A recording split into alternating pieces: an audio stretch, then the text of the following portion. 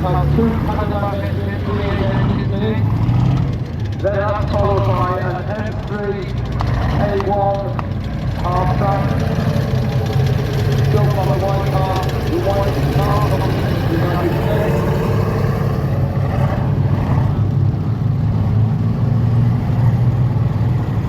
So here we have the M18.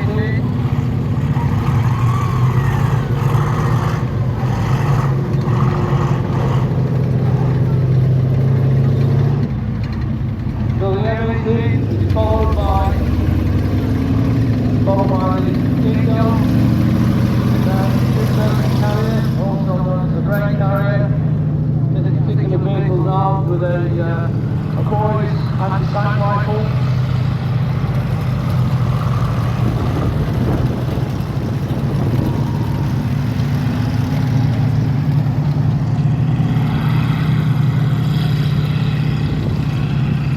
And now we have a reproduction 1923 Rolls-Royce Universal Carrier, Dingo carrier.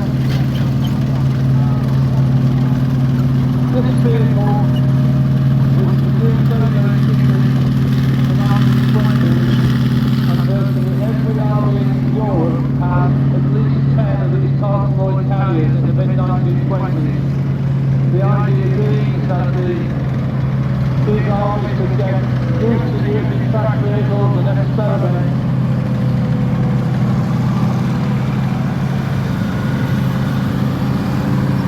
So now doing this, managing to squeeze yourself into the gunner's compartment of a convoy, and she's going to sit around the arena.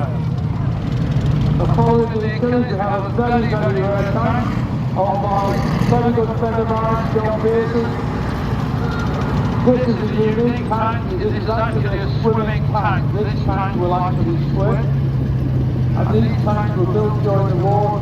In the middle of the war, they were designed by a Hungarian guy called Strausler, and they came up with the idea of putting a canvas screen around the tank.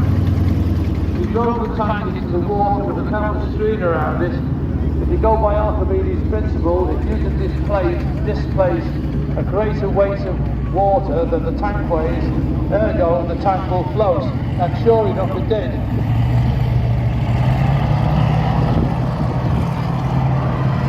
So the tank is equipped with a compressor. The compressor is started, air is pumped into the canvas screen.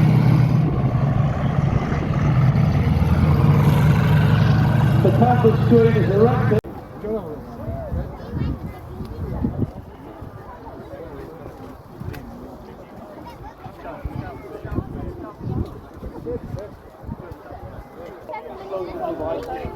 That's a lot slower rate.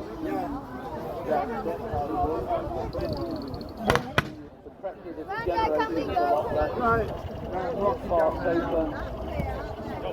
The turn at the slower rate is also very. So obviously the German artillery has seen the Allies advancing, and they've fired in the artillery.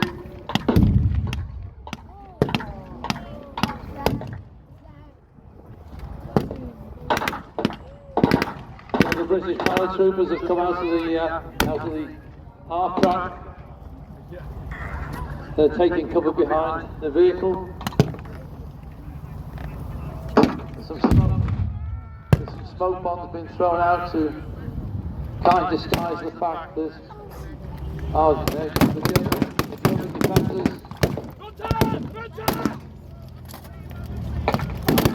now responded.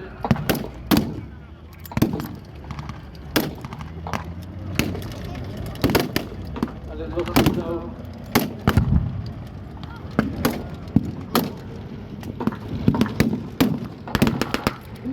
the donors in the sky. There we go, we got the perfect donut.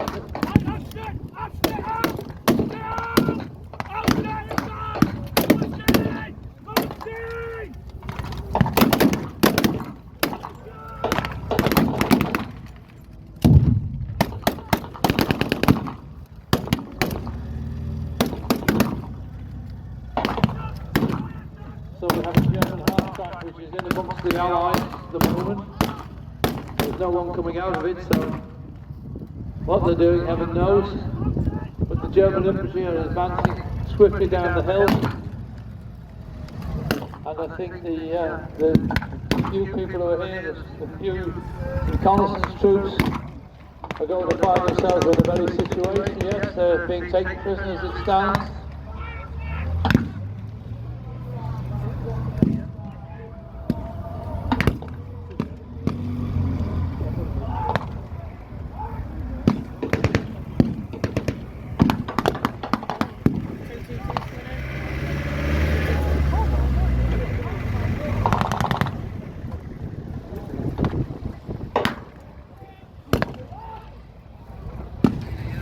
So the British Germans are busy taking the paratroopers prisoners, the medics are attending to the wounded.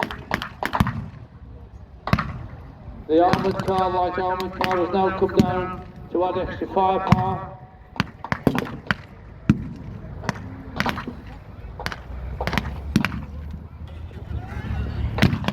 The Hetz has obviously left its hold down position at the top of the hill.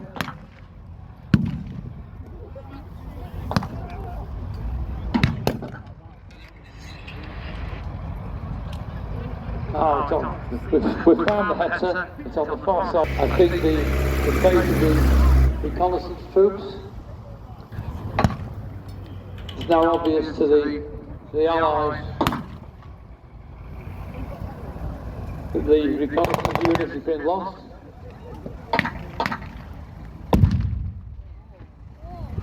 But there's still artillery fire coming in onto the battlefield.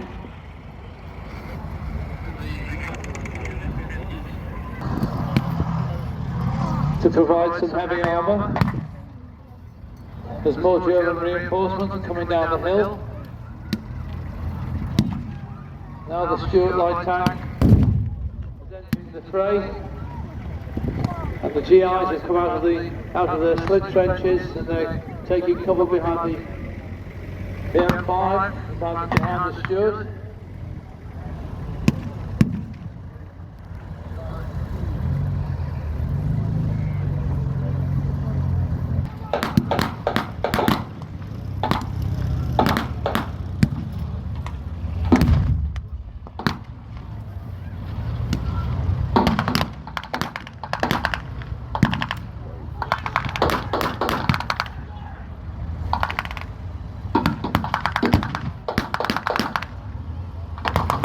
So now a wall of Allied armour is slowly approaching the German attackers. Still the artillery fire is coming down.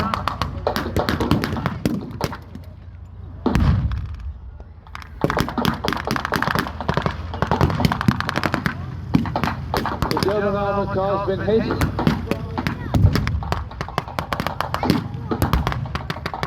We've got another alien in the sky above. Pushing his towels for coming back.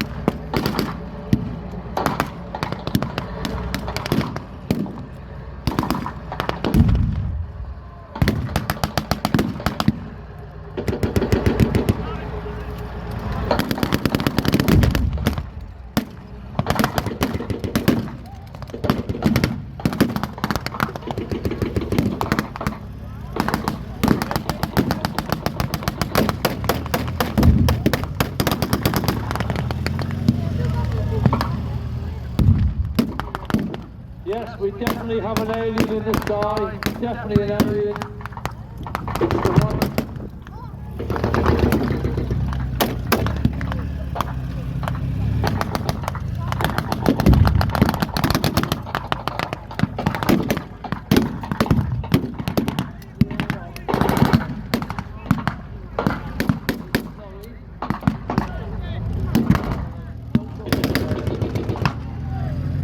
Close your eyes.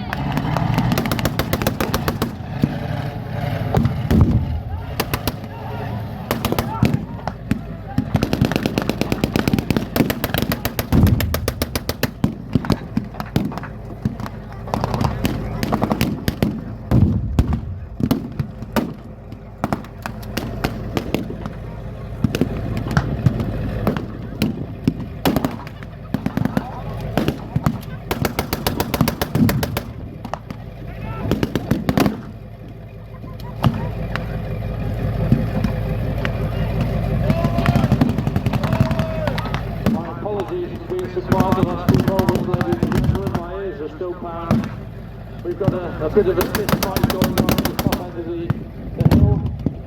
Some of the Germans don't seem to want to surrender, and it's taken quite a few GIs to hold them down, so you're wondering what's happening out of sight behind our commentary point.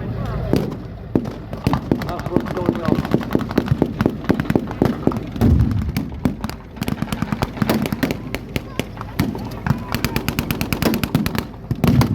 The Allies are going very strongly, pushing hard into the German defences. A lot of Germans have already surrendered.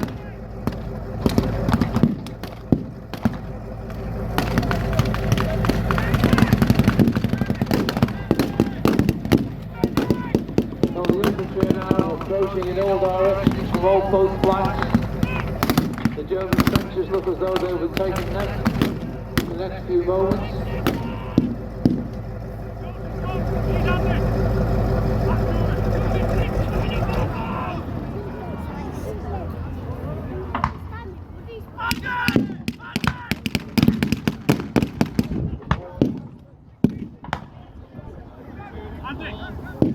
So it looks as though the resistance has gone very quiet.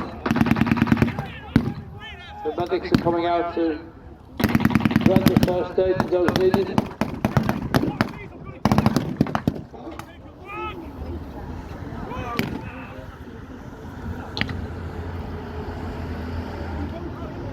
The makeshift ambulance has now arrived on the scene to take away and to tend to the Allied wounded.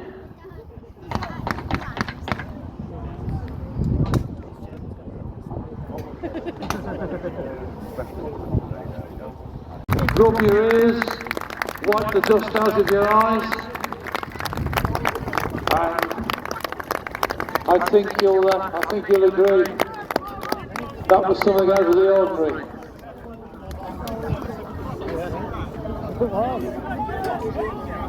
So what we do now is the troops will clear the area from where they've been operating, pick up any spent rounds of ammunition. and the empty cartridge cases, and then all the reenactors will line up in front of the Yorkshire Wartime Experience is all about educating people, commemorating the conflicts of the past and the present. But more importantly, shows like this wouldn't exist without the support of the general public, which is yourselves. So we thank you very, very deeply for your continued support. The show's been running 12 years now, I think it's 12 years, and it started from the very little beginnings, from 3 people who were very passionate about shows and military shows and reenactment and living history. And together